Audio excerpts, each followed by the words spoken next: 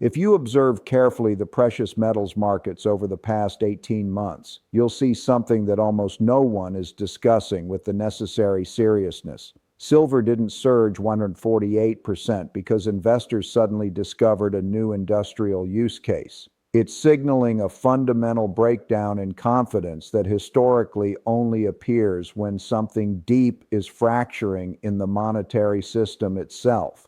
This isn't speculation about market timing. This is the kind of coordinated movement in real assets that has preceded every major currency crisis in modern history. Let me explain why. For over 40 years, I've studied patterns that repeat throughout financial history. Monetary crises, debt cycle completions, empire transitions, and all these patterns are converging now with precious metals at the center of the storm. The question that needs to be answered isn't whether silver is a good investment. The question is, what does it mean when both gold and silver rise together, when central banks around the world are buying gold at record levels, and when the dollar's status as reserve currency faces coordinated challenges for the first time in 50 years? The answer will determine whether you preserve or lose your wealth in the coming years. Today, I'm going to share something that should concern every American who cares about their financial future. This isn't a prediction. It's a logical consequence of forces that have been in motion for years. History is an excellent teacher, especially when it comes to currency debasement and the flight to hard assets. Over the past 500 years, every major reserve currency has eventually lost that status through the same predictable pattern. Excessive debt creation leads to monetary expansion, which erodes confidence, which triggers capital flight into assets that cannot be printed. Throughout decades of observation, I've learned that markets are excellent at pricing and what governments try to hide. When you understand incentives, you understand behavior. And the incentives today are aligned in a way that makes currency debasement not just likely, but mathematically inevitable. Consider these facts. The United States national debt stands at $38 trillion and growing by nearly $2 trillion annually. The debt to GDP ratio has crossed 124%, a level historically associated with financial instability. Meanwhile, the Federal Reserve's balance sheet expanded from $800 billion in 2008 to over $8 trillion today. This doesn't mean a complete currency collapse is about to happen tomorrow, but it means we're entering an era of monetary uncertainty we haven't seen since the 1970s. To understand why 2026 could be crucial, we first need to understand how confidence in fiat currency actually works. The dollar has no intrinsic value. Its value comes entirely from confidence in the institutions that issue it and the productivity of the economy that supports it. This confidence rests on three pillars. First, political stability and the rule of law that makes contracts enforceable and property rights secure. Second, fiscal discipline that prevents governments from printing unlimited currency to pay their debts. Third, economic productivity that creates real value to back the monetary supply. When any of these pillars weakens, confidence begins to erode. And when confidence erodes, people seek alternatives that can't be debased by government policy. This doesn't happen linearly or predictably. Imagine a dam. For years, water pressure builds gradually behind it. Small cracks appear in the concrete, but the structure seems solid. Engineers issue warnings, but nothing dramatic happens day to day. Then one afternoon, without any particular trigger, the entire dam gives way all at once. The collapse takes minutes, but the conditions that caused it built up over decades. This is how currency crises work. The pressure builds invisibly until suddenly it doesn't. If you observe current economic data carefully, you'll see that pressure is building. Government spending exceeds revenue by nearly 40%. The interest payments on the national debt now consume over $1 trillion annually, more than the defense budget. Social Security and Medicare face funding shortfalls exceeding $70 trillion over the next 75 years. These aren't political talking points. They're mathematical realities that create only two possible outcomes: massive tax increases or currency debasement through inflation. History shows which option governments always choose. The political economy makes tax increases nearly impossible at the scale required. Raising taxes enough to close a $2 trillion annual deficit would require approximately doubling tax rates across the board.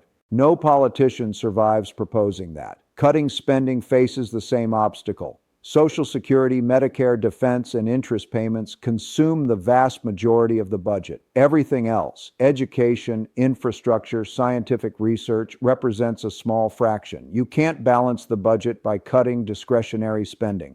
The math doesn't work. That leaves one option: inflate away the debt burden by creating more currency units. History is an excellent teacher, and this pattern has played out repeatedly across centuries and continents.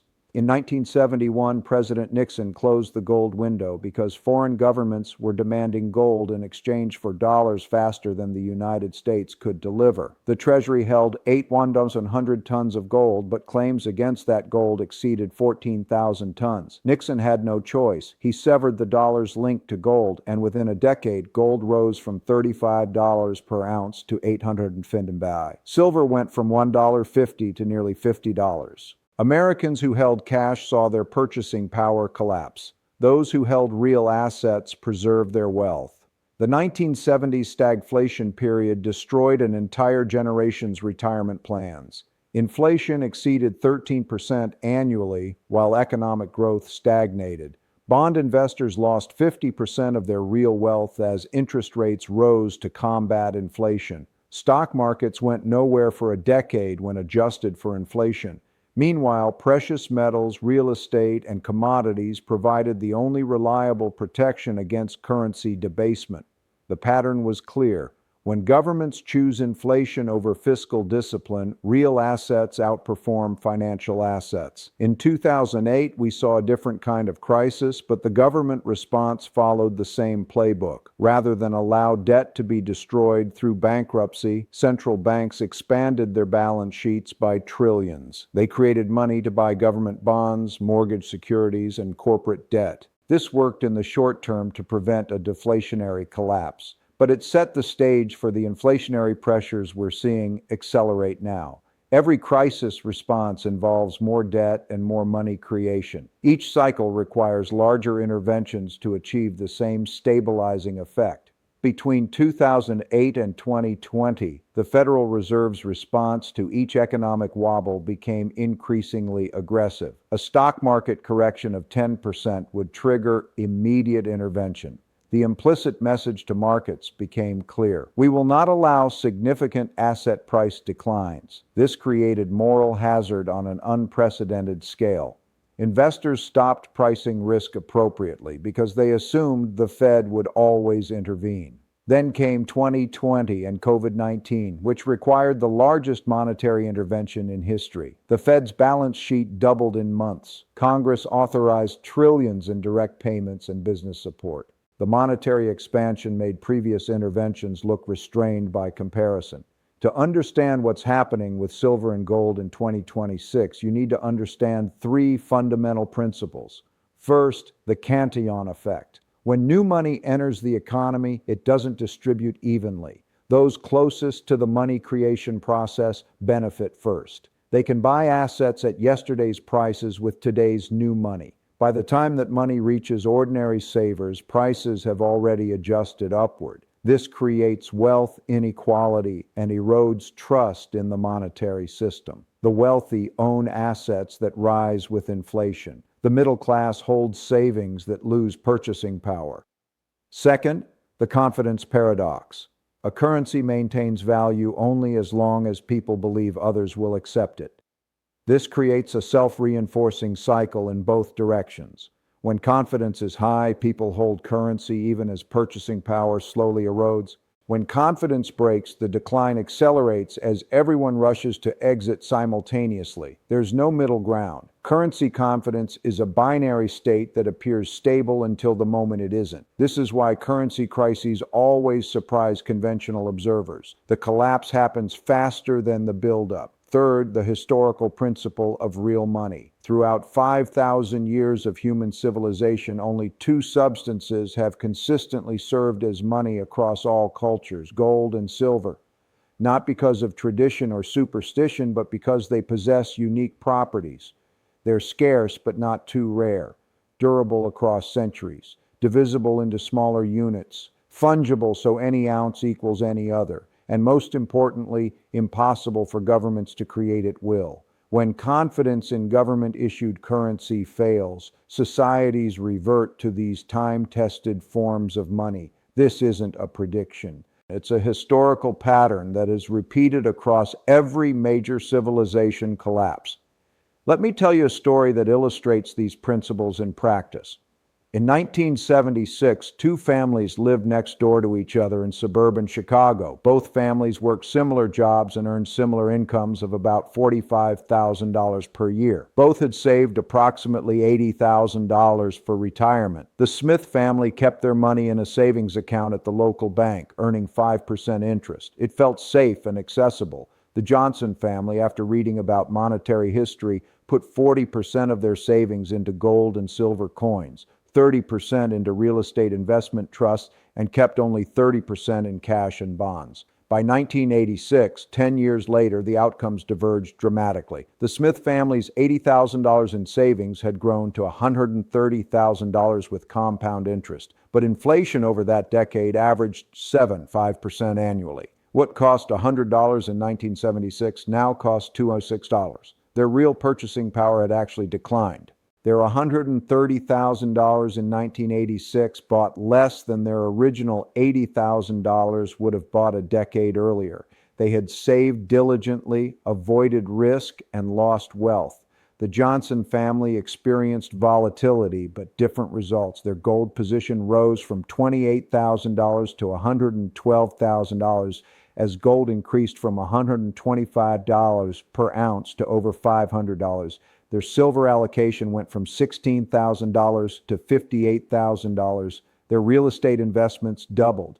Even accounting for the cash and bonds that lost purchasing power, their total portfolio grew to $247,000. More importantly, that $247,000 in 1986 had roughly the same real purchasing power as $120,000 would have had in 1976. They preserved and grew their wealth through a decade of high inflation. This isn't made up. It's the typical pattern that emerges when monetary conditions shift from stability to debasement. The conservative choice of holding government-issued currency feels safe in the moment, but becomes the risky choice over time.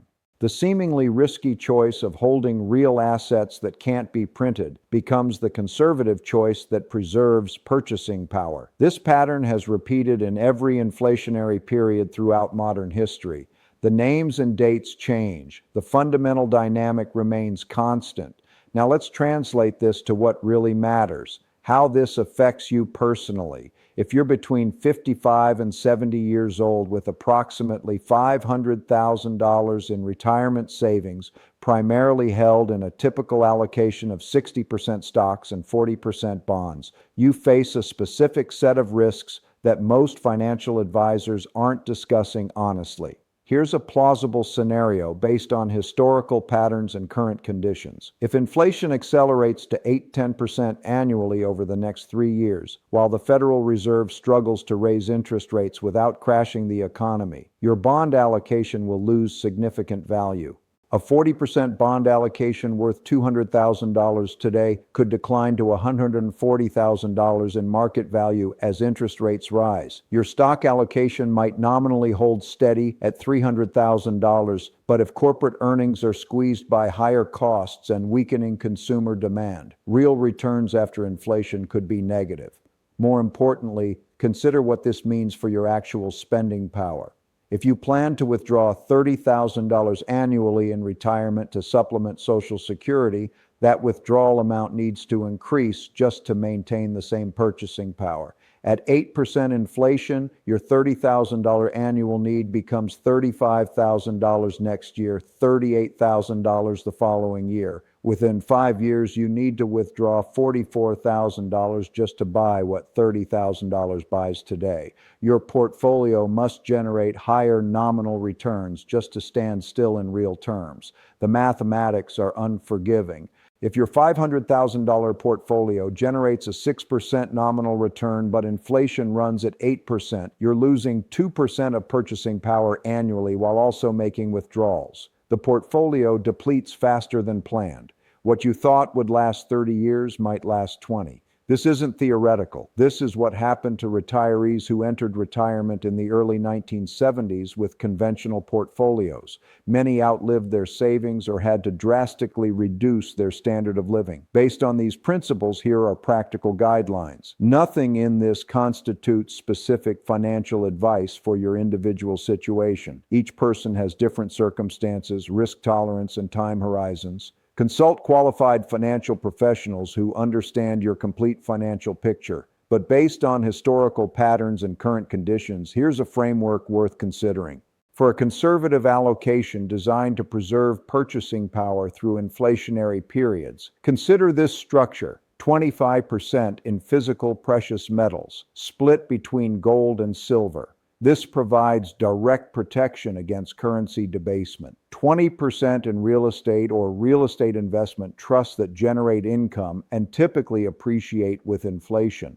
15% in commodity-producing equities, companies that benefit from rising resource prices. 15% in short-term treasury bills that can be rolled over as rates rise. 15% in high-quality dividend stocks with pricing power to pass costs to customers. 10% in cash for liquidity and opportunities. What to do? Implement this gradually over 6 to 12 months. Don't try to time the market perfectly. Dollar cost average into positions. Start with the precious metals allocation because it provides immediate protection and has no counterparty risk. Buy physical gold and silver from reputable dealers. Store it securely, either at home in a high-quality safe or in a private vault.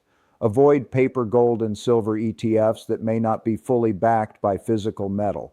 What to avoid? Don't panic sell existing positions all at once, creating unnecessary tax events and transaction costs. Don't concentrate entirely in any single asset class, even precious metals.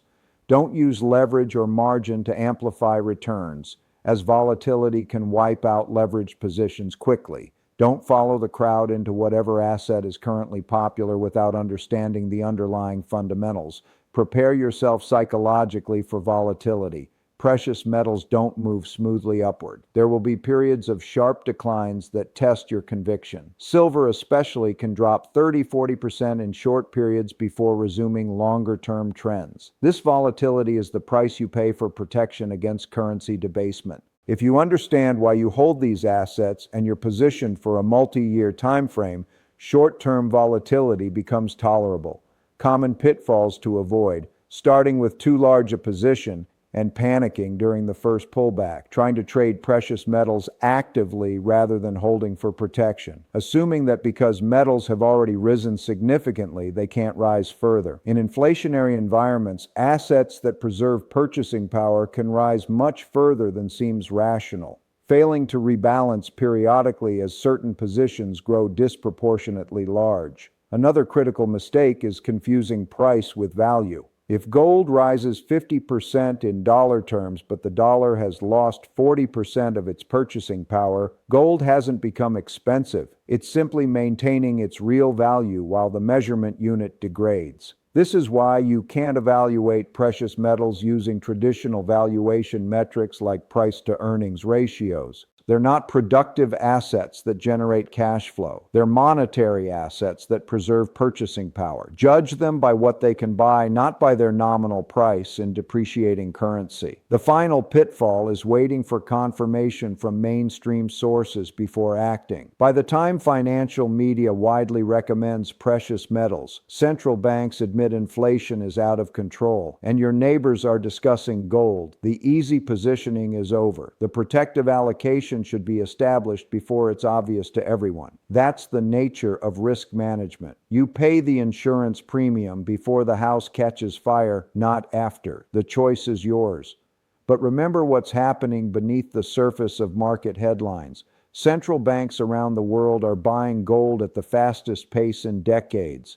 China, Russia, India, Turkey, they're accumulating thousands of tons. The BRICS nations are discussing alternatives to dollar-based trade settlement. Oil-producing nations are accepting yuan and rupees. These aren't random events. They're coordinated moves by sophisticated institutions that understand monetary history. When governments and central banks act this way, they're sending a signal. They're positioning for a monetary system that looks different from the one we've had for the past 50 years. Individual investors who observe these signals and position accordingly have the opportunity to preserve wealth that others will lose. Those who ignore the signals or assume the current system is permanent will learn the same lessons that previous generations learned during the 1970s, the 1940s, the 1920s, and every other period of monetary instability. That's why this channel exists, not to create panic or sell you products, but to share patterns that repeat throughout financial history, to help you observe signals before they become obvious to everyone, to provide the context that mainstream financial media ignores because it doesn't fit their narrative. If this analysis makes sense to you, if you understand that protecting wealth requires different strategies than building wealth, then subscribe to this channel. The information shared here could make the difference between maintaining your standard of living in retirement or watching decades of savings erode. Wealth preservation isn't about getting rich quickly. It's about understanding cycles, respecting historical patterns, and positioning yourself accordingly. The families that preserved wealth through the 1970s inflation weren't the smartest or the luckiest. They were the ones who understood that monetary conditions had changed and adjusted their strategy to match reality rather than hope. You have the same choice today. The same information is available. The same assets are accessible. The only question is whether you'll act on what you see or wait until the pattern is obvious to everyone. History suggests that by the time the pattern is obvious, the easy gains are over and the panic buying has begun. The dam cracks slowly, then breaks all at once. Position yourself while there's still time to do so thoughtfully and deliberately. Your financial security in the years ahead may depend on the decisions you make now, while most people are still comfortable with the status quo.